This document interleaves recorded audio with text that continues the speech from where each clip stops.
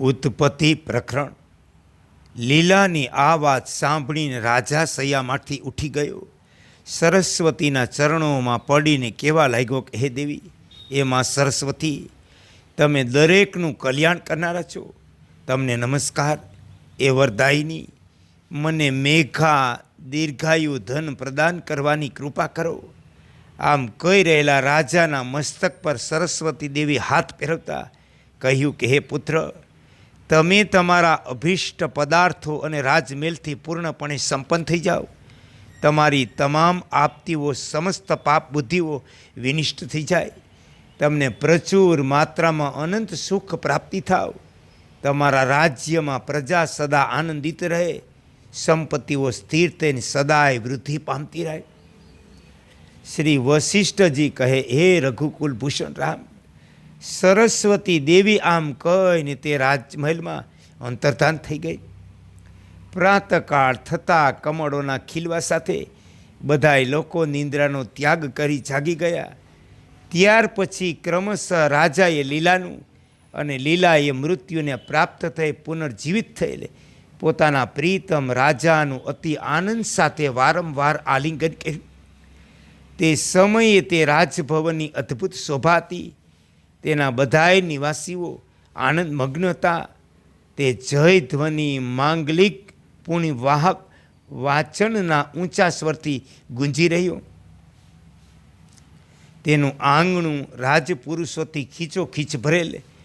પ્રજાજનો દ્વારા લાવવામાં આવતા ઉપહાર પરસ્પર ટકરાઈ પડી જતા, જેથી તે સમતળ ભૂમિ ઊંચી નીચી થઈ ગઈ. તે ઉત્સવના પ્રસંગે મસ્તક પર પુષ્પમાળા ધારણ કરી આવજા કરતા લોકોથી વિશેષ શોભાયમાન લાગતો. તે મંત્રીઓ, સામંત રાજાઓ, નગરજનો દ્વારા વિખેરવામાં આવેલા માંગલિક પદાર્થોથી આચ્છાદિત હતો. તે સમયે પૂર્વ લીલા બીજા લીલા રાણીને અને પોતાના પતિ મહારાજ પદ્મને પરલોકથી લઈ આવી અનેક વાર્તાઓની લોકો દેશ દેશાંતરમાં ચર્ચા કરતા. રાજા પદ્મે પોતાના મૃત્યુ વગેરે ઘટનાનું જે સંક્ષેપમાં વર્ણન કર્યું તે સાંભળીને સેવકો દ્વારા ચારેય સાગરોના લવાયેલા જળથી રાજાએ સ્નાન કર્યું.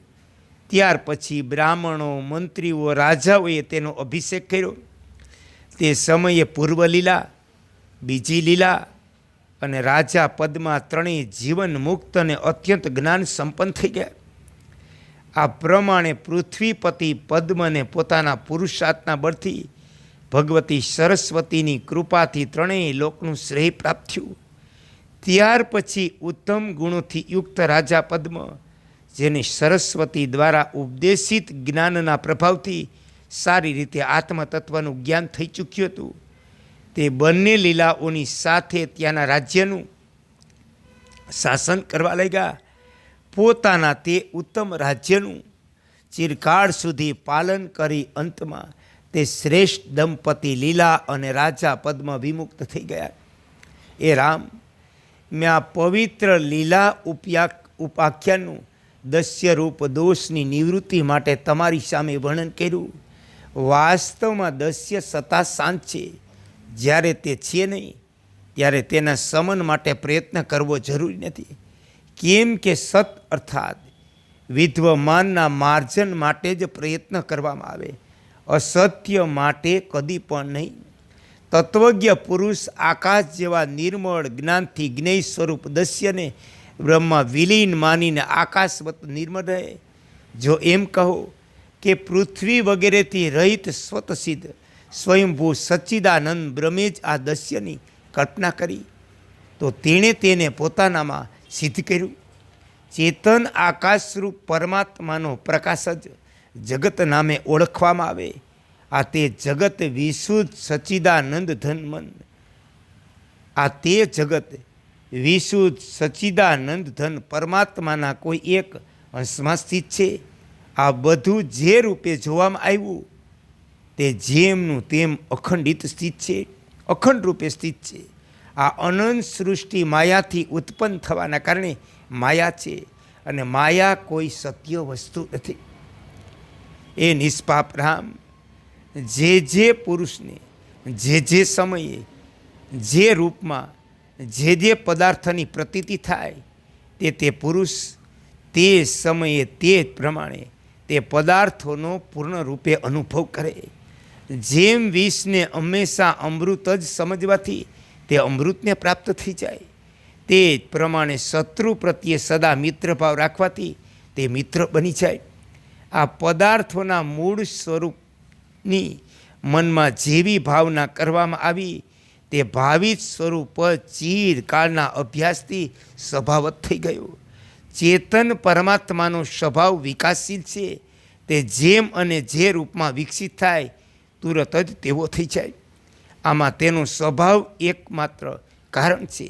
આ જ કારણે દુઃખી પુરુષ માટે જે રાત્રિકલ્પ જેવી લાંબી પ્રતીત થાય તે જ રાત્રિ સુખીના માટે એક ક્ષણ જેવી લાગે. જેમ સ્વપ્નમાં એક ક્ષણ કલ્પ જેવું થઈ જાય તે ક્ષણભરના સ્વપ્નમાં મનુષ્ય એવું જુએ કે હમણાં જ મારું મૃત્યુ થઈ ગયું, ફરી હું પેદા થયો, તરુણ થઈને યુવાવસ્થામાં સ્થિત છું, પછી 100 યોજન દૂર ચાલ્યો ગયો. પરંતુ ધ્યાન દ્વારા જેનું ચિત્ત ક્ષીણ થઈ ગયું, જે નિર્વિકલ્પ સમાધિમાં સ્થિત છે, તેના માટે ન દિવસ છે ન રાત પરમાત્માના ધ્યાનમાં મગ્ન યોગીની દૃષ્ટિમાં ન જગત સત્ય છે ન જગતના પદાર્થો પણ. એ મહાબાહો, આ જગત વિશે જેનો જેવો અનુભવ હોય તે અનુસાર તે પ્રતીત થવા લાગે. જે મધુરમાં સતત કટુતાની ભાવના કરવાથી તે કટુ જેવું લાગવા માંડે, અને કટુમાં મધુરની ભાવના કરવાથી તે મધુરતાથી યુક્ત જેવી અનુભૂતિ થાય. શત્રુમાં મિત્ર બુદ્ધિ રાખવાથી તે મિત્ર, અને મિત્રમાં શત્રુ બુદ્ધિ કરવાથી તે શત્રુ બની જાય. જે શાસ્ત્રોનું અધ્યયન જપ વગેરે પદાર્થ છે, જેમનો પહેલા અભ્યાસ કર્યો નથી, પરંતુ તેમની ભાવનાનો અભ્યાસ કરવાથી ક્ષમતા પ્રાપ્ત થઈ જાય. નાવમાં બેઠેલ અથવા ભ્રમિત લોકોને પૃથ્વી ફરતી હોય એવી લાગે, પરંતુ જે તે પ્રકારના ભાવના ભ્રમથી રહિત છે, કિનારે જ ઊભા છે, તેમને તેવો અનુભવ થતો નથી. જેમ સ્વપ્નદ્રષ્ટાની ભાવનાથી સ્વપ્નમાં શૂન્ય સ્થાન પણ ભીડ ભાડવાનું લાગે, તે જ પ્રમાણે અજ્ઞાનવશ ભાવનાથી તદ્દન નીલા રંગનું આકાશ પીળું અને ક્યારેક શ્વેત જેવું હોવાની અનુભૂતિ થાય. ઉત્સવ આપતી જેવો દુઃખદ બની જાય. જેમ સુવર્ણમાં પ્રવાહિતા વર્તમાન છે, પરંતુ તે દેખાતી નથી, તે જ પ્રમાણે પરબ્રહ્મા સૃષ્ટિ સ્થિત છે. જેમ સ્વપ્નમાં એક મનુષ્યનું બીજા સાથે યુદ્ધ થયું તે સ્વપ્નકાળમાં સત્ય હોવા છતાં જાગ્યા પછી અસત્ય છે, તે જ પ્રમાણે માયા આકાશમાં સ્થિત સ્વ આત્મરૂપ જગત પણ માયિક દ્રષ્ટિએ સત હોવા છતાં પણ તાત્વિક દ્રષ્ટિથી અસત છે. મહાકલ્પના અંતમાં સૃષ્ટિના આદિમાં જગત સચ્ચિદાનંદ સ્વરૂપ છે. પછી આ અસત જગત તેના કારણ એવા પરમાત્મામાં લીન થઈ જાય.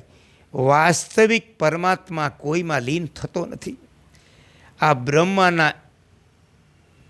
બ્રહ્માના મુક્ત થઈ ગયા પછી જો તે પરમાત્માની સ્મૃતિથી ઉત્પન્ન થયેલા બીજા બ્રહ્મા હોય તો તેમની સ્મૃતિરૂપી જ્ઞાનથી પ્રગટ થયેલી સૃષ્ટિમાં જ્ઞાન માત્ર સ્થિત છે. જે જીવાત્મા અભ્યાસ, વૈરાગ્ય વગેરે તીવ્ર સાધનોથી યુક્ત છે, તેથી વિષય ભોગોથી વિચલિત ન થતા મોક્ષ પર્યંત એકાકાર વૃત્તિથી રહે, તે જ પરમ સ્થિરતા અર્થાત મોક્ષને પ્રાપ્ત થાય. આ પ્રમાણે હજારો સૃષ્ટિઓ વારંવાર ઉત્પન્ન થવાથી, સ્થિત થવાથી, નષ્ટ થવાથી જીવ સમુદાયોમાંથી કોઈને ન તો કોઈ વસ્તુ પ્રાપ્ત છે ન અપ્રાપ્ત. કેમ કે જ્યારે પદાર્થોની સત્તા નથી તો પછી તેમને પ્રાપ્ત અપ્રાપ્ત કઈ રીતે કહી શકાય? તેથી આ બધું જ આવરણ રહિત શાંત સ્વરૂપ સચ્ચિદાનંદ પરમાત્મા જ છે. જેમ પત્ર, પુષ્પ, ફળ, ડાળીઓ વગેરે અંશોથી યુક્ત વૃક્ષ એક રૂપે સારી રીતે સ્થિત છે, તે જ પ્રમાણે અનંત સર્વશક્તિમાન પરમાત્મા એક રૂપે લોકોમાં વ્યાપ્ત છે. જ્યારે અનાદિ પરમ પદ સ્વરૂપ પરમાત્માનું જ્ઞાન થઈ જાય ત્યારે તે પ્રમાતા એટલે કે પ્રમાણો દ્વારા જ્ઞાન પ્રાપ્ત કરનાર, પ્રમેય એટલે કે પ્રમાણનો વિષય અને પ્રમાણ વગેરે માયિક રૂપવાળા જગતનું વિસ્મરણ થઈ જાય. પછી કોઈને કદી તેની સ્મૃતિ થતી નથી. જેમ સ્વચ્છ જળ ચાહે સ્થિર હોય યા લહેરોથી ઉછળી રહ્યું હોય, બંને અવસ્થાઓમાં જળના સ્વરૂપમાં ભેદ ન હોવાથી તે એકરૂપ છે. તે જ પ્રમાણે દિશા અને કાલરૂપે વ્યક્ત થવા છતાં પરમાત્મા સદાય એક રસ અનાદિ અને વિશુદ્ધ છે. તે સંપૂર્ણ વિકારોના ઉદય અને નાશ રહિત હોવાના કારણે અજ્ઞાનના પ્રકાશક આદિ મધ્ય અંતથી પર એક રૂપે સ્થિત છે. માત્ર વિશુદ્ધ જ્ઞાનરૂપ બ્રહ્મની સ્વરૂપભૂત વિભા એટલે કે પ્રકાશ દેત અને એક્ય વિષયક સંકલ્પ વિસંકલ્પ કરવાના કારણે અહમ ત્વમ વગેરે જગત રૂપે પ્રતીત થાય. બરાબર એ રીતે જેમ આકાશ મંડળમાં તેની પોતાની શૂન્યતા પરિલક્ષિત થાય. ઓમ શ્રી યોગ વશિષ્ઠાય નમઃ. ઓમ શ્રી યોગ વશિષ્ઠાય નમઃ. ઓમ શ્રી યોગ વશિષ્ઠાય નમઃ.